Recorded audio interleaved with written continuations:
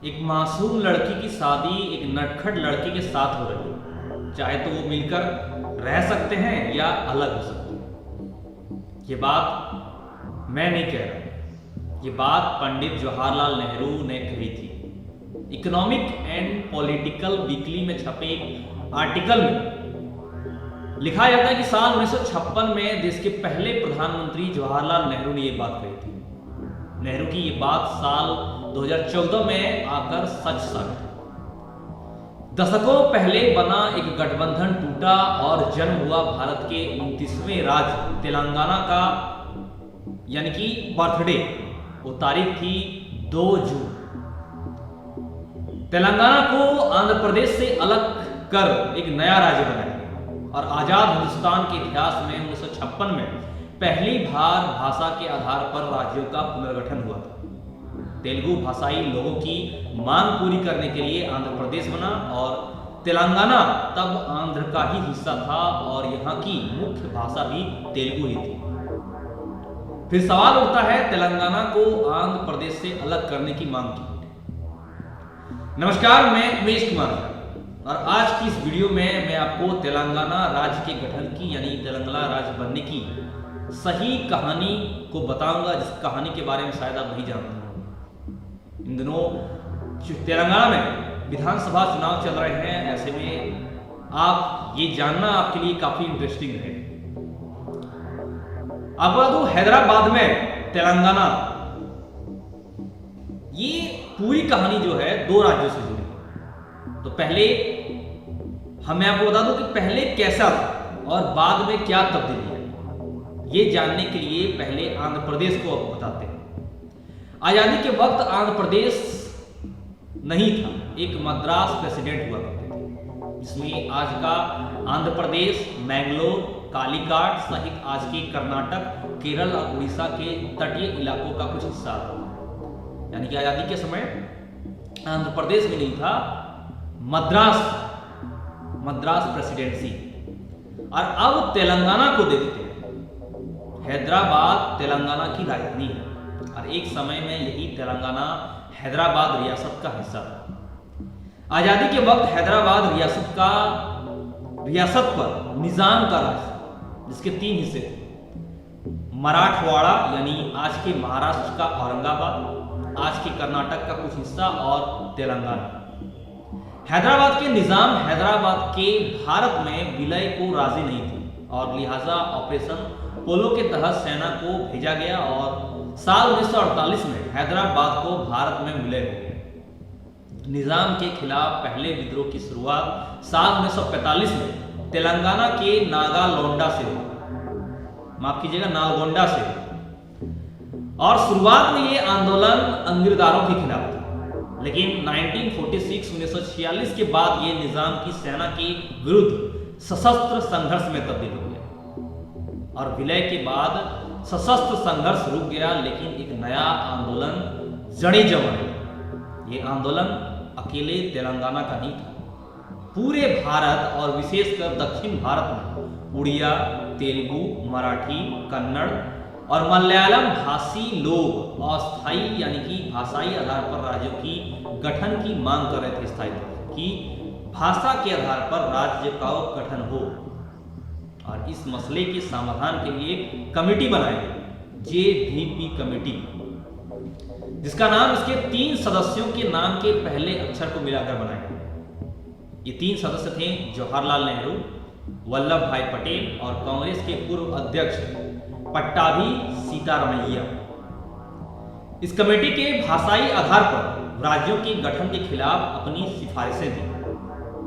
चूंकि नेहरू और पटेल सबसे बड़े नेता थे, इसलिए यही कांग्रेस और सरकार की पॉलिसी बनी। भाषा के आधार पर राज्यों का पुनर्गठन हुआ। अब कैसे हुआ अब बता दूं, लोग सड़क पर उतर। मद्रास, हैदराबाद, पंजाब से लेकर असम तक आंदोलनों की बाढ़ आ गई। इनमें सबसे आक्रामक आंदोलन तेलुगु भाषाइयों का था। तेलुगु भाषी मद्रास में भी थे और हैदराबाद में भी थे। रामचंद्र गुहा अपनी किताब इंडिया आफ्टर गांधी में लिखते हैं, इस बात के जिक्र करते हैं। उन्होंने लिखा है कि आज़ादी के बाद तेलुगु भाषी लोगों ने कांग्रेस से भाषाई राज्य बनाने संबंधी अपना पुराना वादा निभाने की मांग की।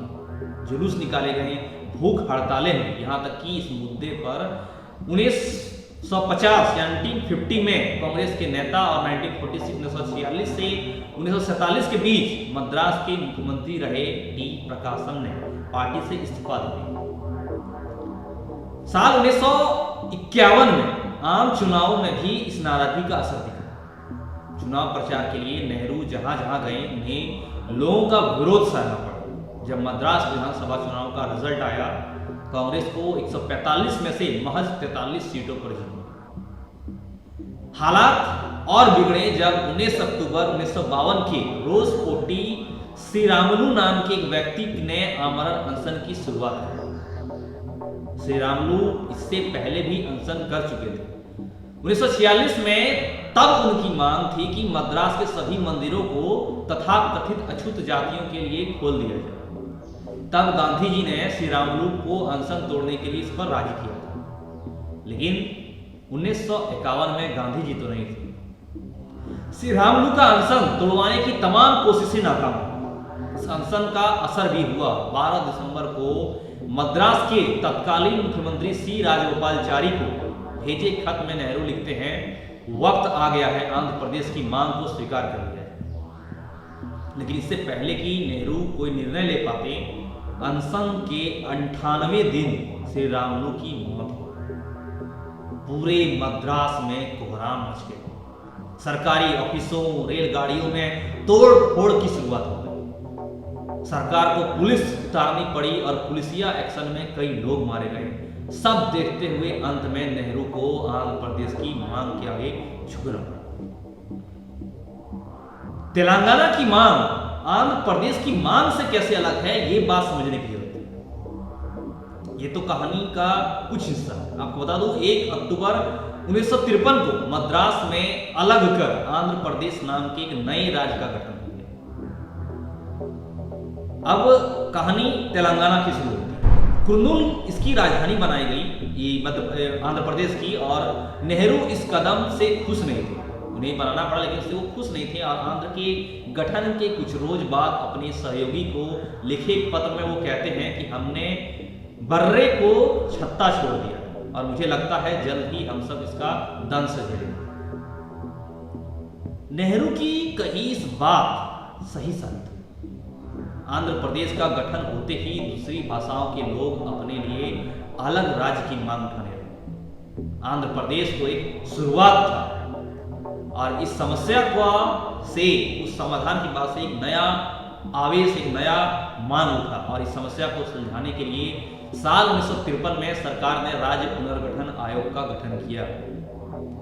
आयोग के सदस्यों ने 104 शहरों का दौरा किया, 9000 लोगों का साक्षात्कार यानी इंटरव्यू लिया और 1.5 लाख लिखित आवेदन स्वीकार किए। अब देखिए, इस सारी बहस के बीच तेलंगाना की एंट्री कैसे हुई। तेलंगाना तेलुगु भाषी राज्य था, लेकिन तेलंगाना की जनता की मांग आंध्र प्रदेश के लोगों से अलग थी। कैसे? इसको एक घटना से समझिए। साल 1952 की बात है। हैदराबाद में मिलिट्री रूल लागू था और मिलिट्री गवर्नर थे जनरल JN चौधरी, जिन्होंने आगे जाकर 1965 यानी 1965 के युद्ध में भारतीय सेना का नेतृत्व किया। चौधरी ने कमान संभालते ही सरकार में बड़े पैमाने पर भर्तियां शुरू की। दिक्कत तब शुरू हुई जब इन भर्तियों में मद्रास के कोस्टल इलाके के लोगों को भरा जाता था। मद्रास का कोस्टल इलाका 2 सदियों तक अंग्रेजों के कंट्रोल में रहा, जहां उन्होंने रेल चलाई, स्कूल बनाए। कुल मिलाकर यहाँ का विकास तेलंगाना से बेहतर हुआ, आप ये कह सकते हैं। और तेलंगाना में निजाम के शासन में उतनी तरक्की नहीं हुई थी, जिस कारण से लोग अंग्रेजी में भी उस कदर दक्ष नहीं थे, लिहाजा नौकरियों में पिछड़ने लगे। ये दिक्कत निजाम के वक्त में भी हुआ करती थी, लेकिन निजाम ने इसके लिए कुछ नियम बनाए हुए थे, जिन्हें मुल्फी रूल्स कहा जाता था। मुल्फी रूल्स के तहत नौकरियों में स्थानीय लोगों की वरीयता मिलती थी। साल 1952 में निकली भर्तियों में मुल्फी रूल्स का ध्यान नहीं रखा गया, जिसके चलते लोग भड़क गए। 2 सितंबर के रोज, तारीख 2 सितंबर के दिन, उस दिन तेलंगाना में छात्रों ने एक विशाल जुलूस निकाला, जो देखते देखते उग्र हो गया और पुलिस की गोलाबारी में 4 छात्रों की जान चली गई। और जैसा पहले बताया, ठीक उसी समय आंध्र प्रदेश की मांग का आंदोलन चल रहा था।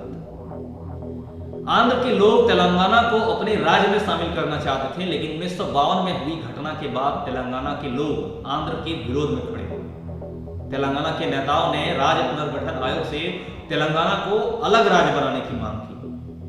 उसके बाद साल 1956 में आयोग ने अपनी रिपोर्ट सरकार को सौंपी, जिसमें हैदराबाद को 3 हिस्सों में बांटने की सिफारिशें की गई थी, जो कुछ इस प्रकार थी। उसमें लिखा गया था, हैदराबादी के मराठी भाषी हिस्से को महाराष्ट्र, जो तब बॉम्बे स्टेट होता था, में जोड़ दिया जाए। दूसरा, कन्नड़ भाषी हिस्से को मैसूर से, और तेलंगाना को आंध्र प्रदेश से नहीं जोड़ा जाए। ये 3 सिफारिशें, उस रिपोर्ट में ये 3 सिफारिशें लिखी गई थी। आयोग ने तेलंगाना को आंध्र प्रदेश से अलग रखने को क्यों कहा? ये सवाल के आयोग ने 3 कारण दिए। पहला, तेलंगाना की अर्थव्यवस्था कमजोर थी, लेकिन यहाँ का रेवेन्यू ज्यादा था, जो शराब पर अधिक टैक्स के कारण मिलता था। इस रेवेन्यू का बड़ा हिस्सा कोस्टल आंध्र, या जिसे सीमांध्र भी कहते हैं, उसके पास चला जाएगा। दूसरा, आयोग को डर था कि कृष्णा और गोदावरी का अधिकतर पानी आंध्र के पास चला जाएगा, जहां बेहतर नहरें और सिंचाई के सिस्टम बने थे। और तीसरा कारण था, आंध्र में बेहतर स्कूल थे, लोगों की अंग्रेजी बेहतर थी, शिक्षा का स्तर बेहतर था, जिससे सरकारी नौकरी में उनका ज्यादा प्रभुत्व होता था। ये 3 कारण था जिसकी वजह से आयोग ने तेलंगाना को आंध्र से अलग रखने को कहा। अब बता दूं, आयोग ने तेलंगाना को लेकर अपनी सिफारिश में लिखा कि तेलंगाना को एक अलग राज्य बनाना चाहिए। अगर तेलंगाना आंध्र में विलय चाहे तो 1961 में चुनाव के बाद विधानसभा इस विषय में एक प्रस्ताव पारित कर सकती है। बता दूं, दिसंबर 1955 में इस मुद्दे पर हैदराबाद असेंबली में एक प्रस्ताव पेश हुआ। 174 में से 103 विधायकों ने तेलंगाना और आंध्र प्रदेश के विलय का समर्थन किया। उस सदन में 94 विधायक तेलंगाना से आते थे। इनमें से 59 ने प्रस्ताव का समर्थन किया, और तेलंगाना ने सभी नेता, तेलंगाना के जितने नेता हैं, सभी इस प्रस्ताव के समर्थन में नहीं थे। इसलिए 20 फरवरी 1956 को आंध्र प्रदेश और तेलंगाना के बीच एक समझौता हुआ, और जिसे जेंटलमैन एग्रीमेंट का नाम दिया गया। यानी कि मोटा मोटी से इस समझौते में ये लिखी थी कि आंध्र प्रदेश में विलय के बाद भी तेलंगाना के अधिकारों की रक्षा की जाएगी और उनके साथ सौतेला व्यवहार नहीं होगा। और अंत में 1 नवंबर 1956 को संयुक्त आंध्र प्रदेश का गठन हो गया, जिसमें तेलंगाना भी शामिल था। पंडित जवाहरलाल नेहरू इस विलय को लेकर ज्यादा खुश नहीं थे। तब उन्होंने शादी और तलाक वाली वो बात कही थी जिसका जिक्र हमने शुरुआत में किया। नेहरू ने साथ ही ये चिंता भी जाहिर की कि इस विलय में साम्राज्यवाद का कुछ कूट दिखाई देता है, और आगे के घटनाक्रम ने नेहरू की चिंता को सही भी साबित कर दिया। साल 1969 में तेलंगाना आंदोलन ने एक बार फिर आग दौड़ी, लोग फिर एक बार भड़के और सड़कों पर उतर गए।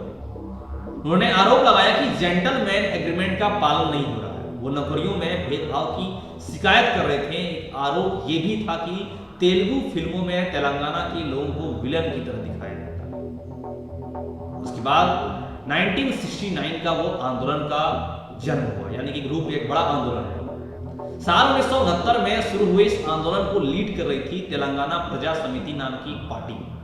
1971 में हुए चुनावों में इस पार्टी ने तेलंगाना की 14 में से 10 सीटों पर जीत हासिल की, लेकिन चुनाव के एन बाद पार्टी का इंदिरा की कांग्रेस यानी कि आर में विलय हो गया। पार्टी के एन बाद पार्टी की इंदिरा का कांग्रेस विलय हो गया, और तेलंगाना की समस्या सुलझाने के लिए इंदिरा ने एक 6 सूत्री कार्यक्रम रखा, जिसके बाद आंदोलन ढीला पड़ गया। सितंबर 1973 में सरकार ने संविधान संशोधन करते हुए आंध्र प्रदेश को 6 जोन्स में बांट दिया, जिसमें हर जोन में स्थानीय आरक्षण का प्रावधान दिया गया। इसके बाद तेलंगाना आंदोलन हल्का पड़ता गया और इसी दौर में एक चीज ये भी हुई कि तेलंगाना से आने वाले नेता यानी कई नेता आंध्र प्रदेश के मुख्यमंत्री बने, मसलन पीवी नरसिम्हा राव, एमसी रेड्डी और टी अंजज्या। ये तीनों अंजया 1980 से 82 तक आंध्र प्रदेश के मुख्यमंत्री रहे। इन्हीं अंजया से जुड़ा एक दिलचस्प किस्सा आपको सुनाता हूं, जिसने तेलंगाना आंदोलन पर दूरगामी असर डाला। दरअसल हुआ यूं कि फरवरी 1982 में राजीव गांधी आंध्र प्रदेश पहुंचे। हैदराबाद हवाई अड्डे में उन्हें लेने के लिए खुद मुख्यमंत्री अंजया आए और साथ में ढोल नगाड़ों और फूल मालाओं का तगड़ा इंतजाम था। यह देखकर राजीव नाराज हो गए और उन्होंने सबके सामने अंजया को डपटते हुए कहा, डांटते हुए कहा कि अगर 15 मिनट में यह तमाशा बंद ना हुआ तो मैं वापस चला जाऊंगा। इस घटना ने इतना तूल पकड़ा कि अगले साल हुए चुनावों में एनटी रामाराव ने इस घटना को तेलुगु अस्मिता से जोड़ दिया और 6 महीने पुरानी तेलुगु देशम पार्टी ने आंध्र में कांग्रेस की उसकी पहली हार का स्वाद चखा दिया। रामाराव कोस्टल आंध्र रीजन से आते थे, लेकिन उनकी पार्टी को तेलंगाना में भी जबरदस्त समर्थन।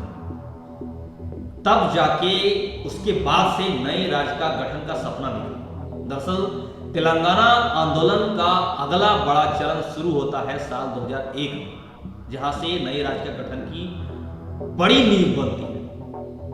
इस साल उत्तराखंड, झारखंड और छत्तीसगढ़ ये 3 राज्य बनाए गए थे। इसी साल तेलंगाना में एक नई पार्टी का जन्म हुआ, तेलंगाना राष्ट्र समिति या TRS, जिसके सर्वार्थ के चंद्रशेखर राव थे और राव इससे पहले कांग्रेस और टीडीपी के मेंबर रह चुके थे। साल 2001 में उन्होंने विधानसभा के डेप्यूटी स्पीकर पद से इस्तीफा दिया और अलग तेलंगाना राज्य के मुद्दे पर एक नई पार्टी बनाई। साल 2004 के चुनाव में टीआरएस ने कांग्रेस के साथ मिलकर चुनाव लड़ा और 4 लोकसभा और 26 विधानसभा सीटें जीती और राव ने खुद अपना चुनाव करीमनगर सीट से लड़ा। इस सीट की खास बात यह थी कि 1969 में तेलंगाना आंदोलन की आग यहीं से जिंदा हुई थी। 2006 और 2008 में इस सीट में बाय इलेक्शन हुए और इनमें भी राव ने जीत हासिल की। साल 2009 में उन्होंने तय किया कि करीमनगर से एक नए सिरे से आंदोलन की शुरुआत करेंगे और उन्होंने आमरण अनशन की घोषणा की। लेकिन अनशन स्थल तक जाते हुए पुलिस ने उन्हें गिरफ्तार कर लिया। एक ट्विस्ट है, उनकी गिरफ्तारी ने आंदोलन की आग और भड़का दी। राव के समर्थक सड़कों पर उतर आए। प्रशासन को पता नहीं था कि इतना ऐसा असर पड़ेगा आंदोलन का। उधर राव अभी भी अनशन पर थे, कस्टडी में भी अनशन पे थे। अंत में सरकार को उनकी मांग के आगे झुकना पड़ा। वो तारीख थी 9 दिसंबर 2009, जब केंद्र सरकार ने घोषणा की कि एक नए तेलंगाना राज्य का बिल सदन में पेश किया जाए। हालांकि सरकार कुछ ही दिनों में अपने फैसले से पलट गई। इतना जल्दी नहीं आया था, ट्विस्ट काफी सारी आई थी। इसके बाद आंदोलन एक बार फिर शुरू हुआ। 17 छात्रों ने ओस्मानिया यूनिवर्सिटी के आगे आमरण अनशन शुरू कर दिया। फरवरी 2010 में जस्टिस BN श्रीकृष्णा की अध्यक्षता में सरकार ने एक कमेटी का गठन किया ताकि वो तेलंगाना के मुद्दे पर अपनी रिपोर्ट पेश कर सके। श्रीकृष्ण कमेटी ने 23 जिलों का दौरा कर अपनी फाइनल रिपोर्ट पेश की और दिसंबर 2013 में केंद्र सरकार ने सदन में एक बिल पेश किया, जिसमें आंध्र प्रदेश के 10 जिलों को मिलाकर तेलंगाना राज्य बनाने की बात कही गई थी।